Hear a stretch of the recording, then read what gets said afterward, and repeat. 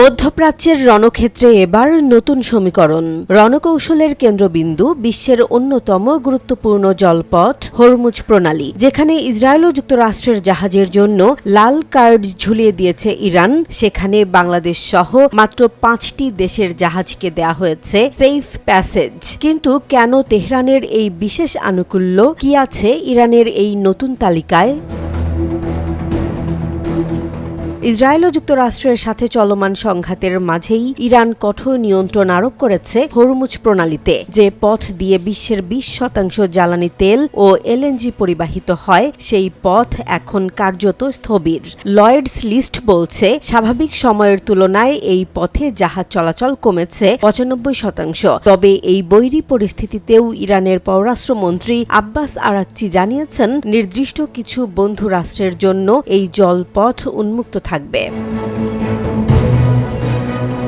ইরানের এই বন্ধু তালিকায় বাংলাদেশের পাশাপাশি নাম আছে চীন, রাশিয়া, পাকিস্তান ও ভারতের। তেহরান স্পষ্ট করেছে, এই দেশগুলো তাদের সাথে সমন্বয় করে নিরাপদ পারাপার নিশ্চিত করছে। সম্প্রতি ভারতের 2টি জাহাজ নির্বিঘ্নে এই পথ পাড়ি দিয়েছে। অন্যদিকে অনুমতি না থাকায় পাকিস্তানগামী একটি জাহাজকে মাঝপথ থেকেই ঘুরিয়ে দিয়েছে আইআরজিসি। তেহরানের সাফ কথা, যারা এই যুদ্ধে সরাসরি শত্রু বা তাদের মিত্র, তাদের জন্য এই পথ চিরতরে বন্ধ।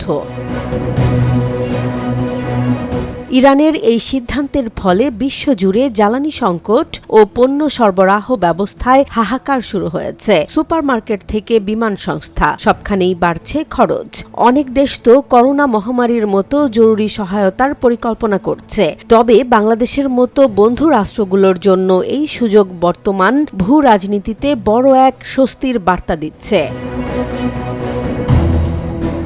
এই উত্তাল সময়ে সমুদ্রপথের নিয়ন্ত্রণ কি শেষ পর্যন্ত ইরানের হাতেই থাকবে, নাকি বিশ্ব শক্তিগুলো অন্য কোনো পথ খুঁজবে? নজর থাকবে পরবর্তী পরিস্থিতির দিকে।